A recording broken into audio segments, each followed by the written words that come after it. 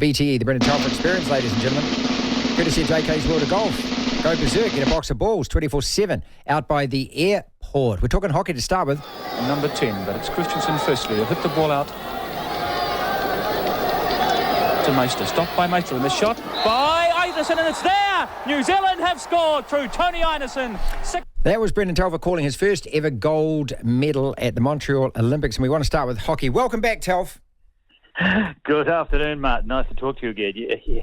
God, that's going back. It's 47 years. Happy New Year, bro. Oh, 47 years. Voice hasn't changed much, has it, in 47 years? No, look, tell you what, that's the amazing thing. You know, whenever you hear yourself, on tape for the first time, it's quite a frightening experience, isn't it? And over time, we get a bit more patina to our voices and things. But the reason I'm playing that was New Zealand hockey's finest moment, of course. But our women especially have performed really well, I think, without getting perhaps, the highest honours at the Olympics. We're playing off a third and fourth at their last two Olympics. Brendan, I was shocked today when I found that result that we're playing the United States. I thought we'd walk that one. We lose 1-0, and our women, for the first time in 28 years, aren't going to go to Paris. How big a deal is this? Well, it's a blow for hockey. It does happen. The men have missed out on one or two Olympics as well over the years. I mean, we do punch above our weight when you consider that, there's only 5 million people in New Zealand, and they're up against countries like India with over 1 billion people, where hockey is close to being the national sport. Certainly for men. I guess women, inevitably, or the most sports in Asia, are a long way behind the men.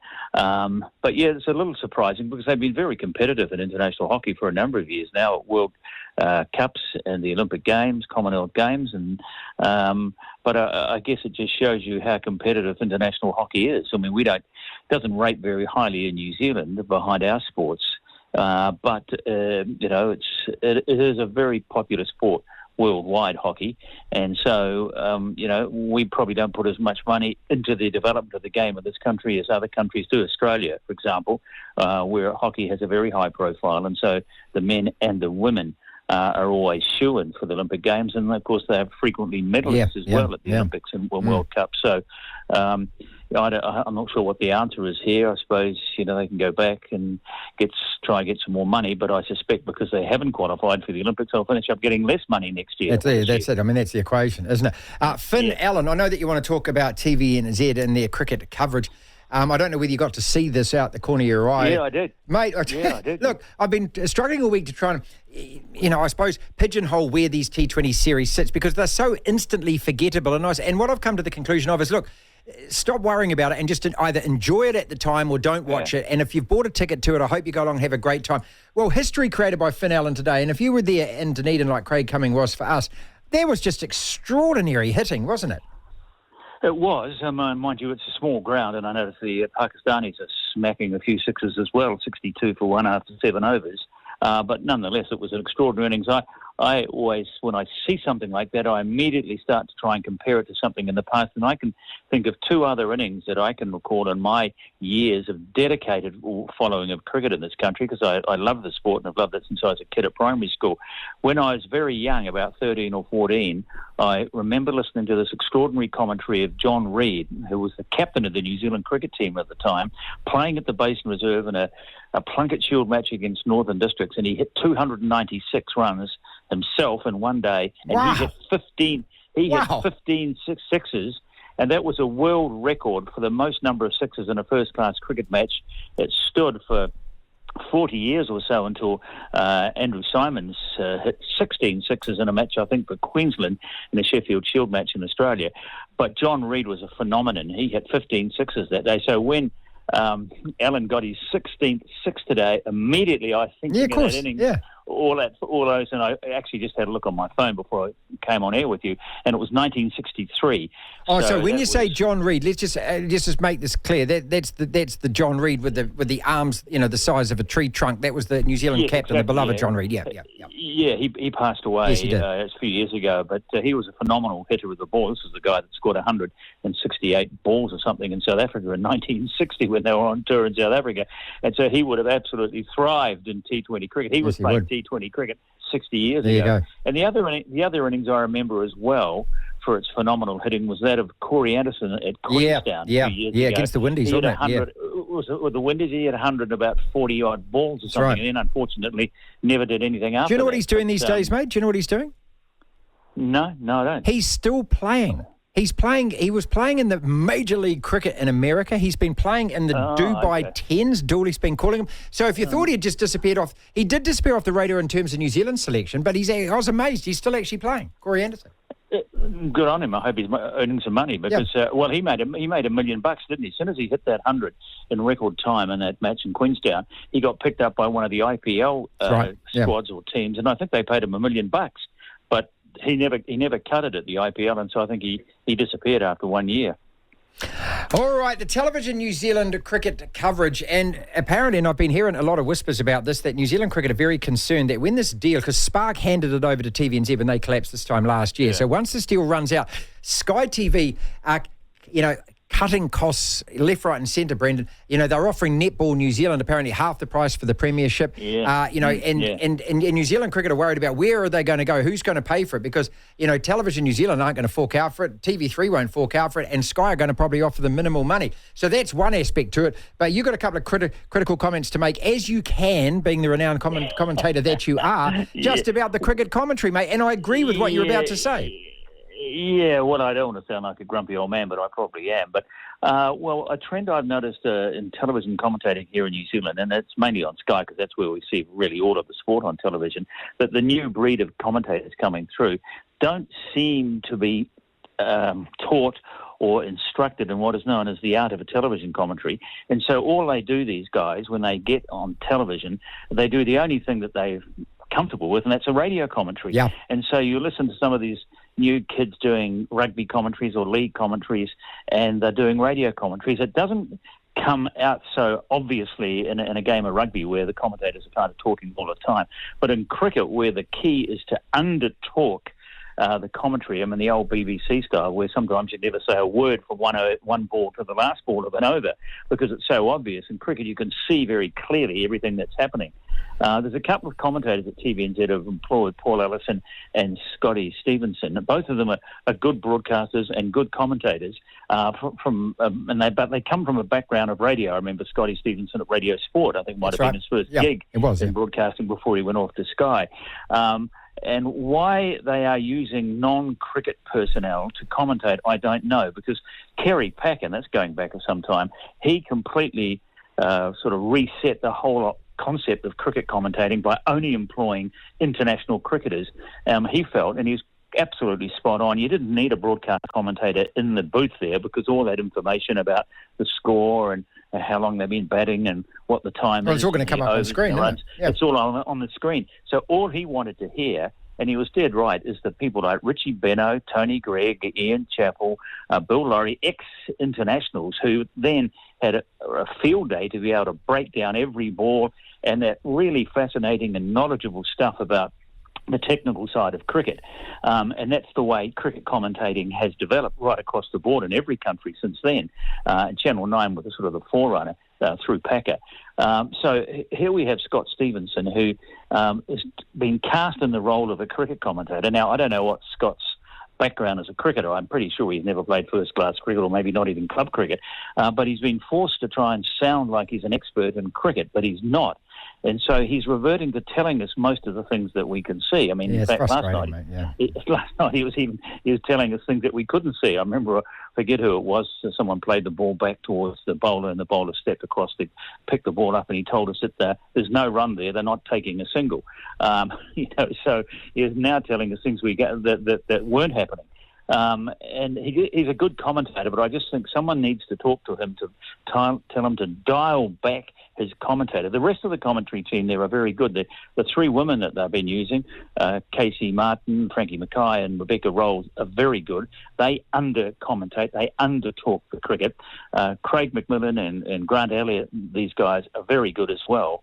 And so the art in television, as I remember, we were very lucky in our days. You got trained, Brendan, though. You got actually trained. We had guys coming out. You would remember one guy that, because he was a top football commentator in Britain for many years, Barry Davies.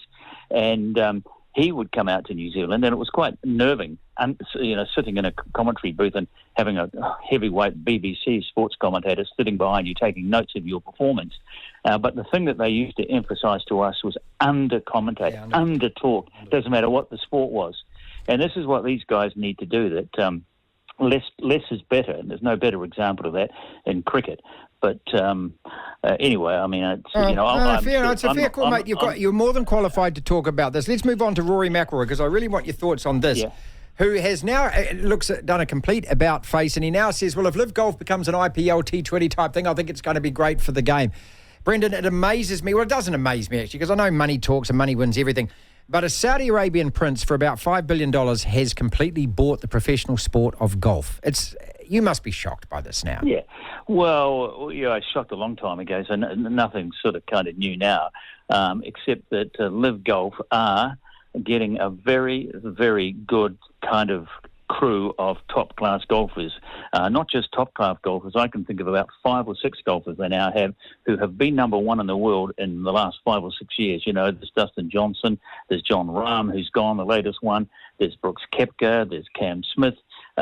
These are all guys who have been number one in the world up until basically their defection across to Live Golf. So this is a very important kind of list of golfers that they've acquired. The trouble is for Live, of course, is that the tournaments they're playing in are completely and utterly meaningless and of no interest really to anyone because nothing hinges on them. But nonetheless, these guys are getting enormous money, and so they're going. Yeah, Rory has changed his tone. And I suspect that he's been told to sort of tone things down because when Live Golf first came on the scene, he was going after people like Greg Norman and Phil Mickelson and not sparing any language about these people at all and telling the world how much he hated Live Golf or hate it and it's what it's doing to my sport. But he's toned down and he's now speaking with a bit more discretion. I think probably he's been told that these kind of comments are not helpful as Live Golf and the PGA Tours try to forge some sort of agreement. But it's now been 6 or 7 months and nothing has come from these talks. Weird, yeah. And so we're left to sort of kind of speculate what might be happening. I'm not quite sure where Rory's coming from with all of this stuff. I mean, there's no way Saudi Arabia want an IPL of golf when you've paid billions of dollars for it. Yes, they want to control golf. There's no question about it, like they're learning to control many sports. But I just think at the moment it's almost like it's a stalemate and both parties have agreed just to kind of live with each other. And so the thing that Live Golf want to achieve above all else this year is to get their players into major championships. How they do that, I do not know, because they can't get in there at the moment because they're not earning any points, world ranking points, and you can't get into a major championship unless you have world ranking points. So that's the problem. So no one seems to quite know where this thing is going. And it was sad to see John Rahm go. I mean, someone offered him, our money, $990 million. Yeah, so I suppose we're all going to take the money, mate. I mean, let's be honest, we're all going to take the money. And I think Rory's sour because he missed out on that. I mean, regardless, he can be as moral. Come on, mate. I mean, he's sitting there looking at his mate Rahm and going, "You got 600 million more US than I've got." He's sour about it. Yeah, no. I think Rory's values are somewhat different from Rahm's. I'm not trying to be critical of Rahm and suggesting that he's blatantly greedy, but there's a good example of Rory McIlroy yesterday, which is why he's so popular. I don't know whether you saw it, but I was watching it live, actually. He 3-putted from 2 feet on the final round with 3 or 4 holes to play in this event in Dubai, which Ryan Fox was playing in. And so he was on a surge and he was leading the tournament, and then he 3-putted from 2 feet and still came back with 2 birdies and then only had to par the last hole, and he put his driver into the water, lost the tournament to his playing mate, the guy who was playing with Tommy Fleetwood. When they came off the green, they shook hands and then were walking away to the box to put their cards in. Rory goes up to Tommy Fleetwood and puts his arm around him, and they walk like 2 gay men walking off into the sunset with their arms around each other. Now that's Rory. That's genuine Rory. That wasn't contrived for the cameras. That's the sort of person he is. And he said, Tommy's a good mate of mine. We're Ryder Cup mates, have been for years. We're close friends. I was so happy for him to have won this tournament in the end. And he just put his arms around him and hugged him and walked off. And you got a love thing going on. So I don't think he's disappointed, mate. He's like the girlfriend that you always thought would always be. He's leaving you, Brendan. You got to let him go. He's going, Rory. He's going to Live Golf. Let's talk about the Hellbergs, mate, and we'll finish on this. Because the favourite sporting moment of the year, and you and me used to argue about this on Radio Sport a lot. I said that, the people have got to have a voice on this, got to have a choice on this. No, it's boring. It's tedious. Mate, it's boring and it's tedious. Just that But it's your show. Your show. All we're doing is we're celebrating the highlight of the year for fans. You must have a sporting highlight of the year. Look, these are my three. Well, Hannah Wilkinson's goal, the All Blacks beating Ireland, and Wagner taking that wicket against England. Now, there's a list of 10 to vote, but those stand out to me. So the floor is yours. Well, I've had a brief look at them, but they're sort of ho-hums. Okay. So they're all exciting moments. Yeah, well, I saw that goal of Hannah Wilkinson's at Eden Park, so that sticks out in my mind.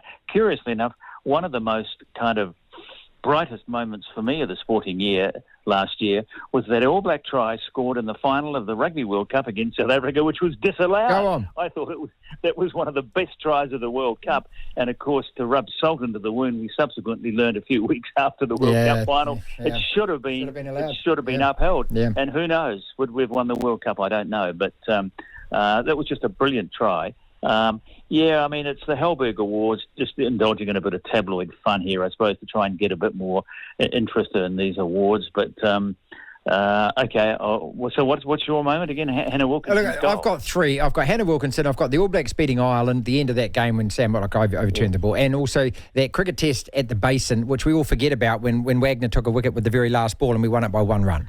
Yeah. Well, I can tell you who will be a finalist next year in the Sportsmanity. It'll be a guy called Finn Allen, won't it? Well, it has to. I mean, he set a record today. I mean, he set a national record today, which was a hell of an innings. Who do you think is going to get the team of the year? Because the nominees are a rowing crew that won at the World Champs, which just, no one really cares that much about. The 7 circuit winners, men's and women's, who no one cares about. The All Blacks who didn't win. And the Warriors who didn't win anything, but were probably the most popular team of the year. No. Well, if I were rating those, I'm sorry to say, I'd rate the Warriors' performance 5th out of those 5 finalists. They won nothing. They didn't even get. They to the won finals, hearts and minds, mate. Yeah, exactly. That's all. But I'm saying there's no way you can, in the cold light of day, you can compare their performances on the field with, say, the All Blacks, who at least got to the World Cup final. They won nothing. They didn't win anything. What did the Warriors win? They won love.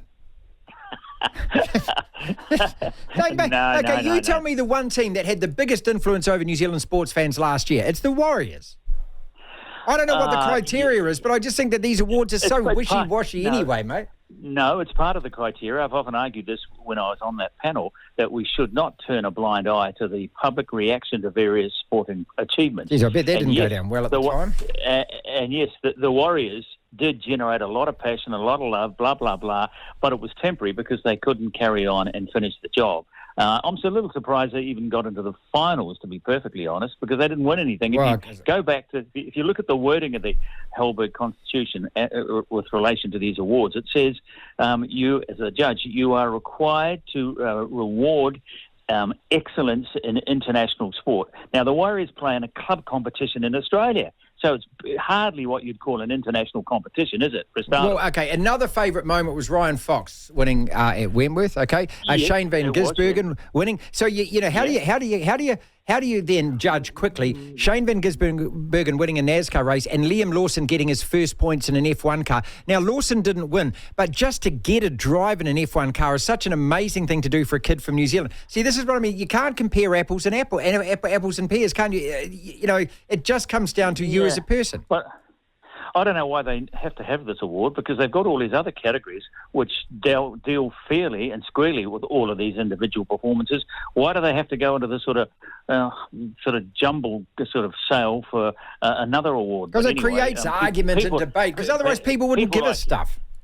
People like you with limited intelligence love it, I suppose, so that's all that matters. Are you looking forward to Super Rugby, or you're looking forward to the NRL more? But tell the truth.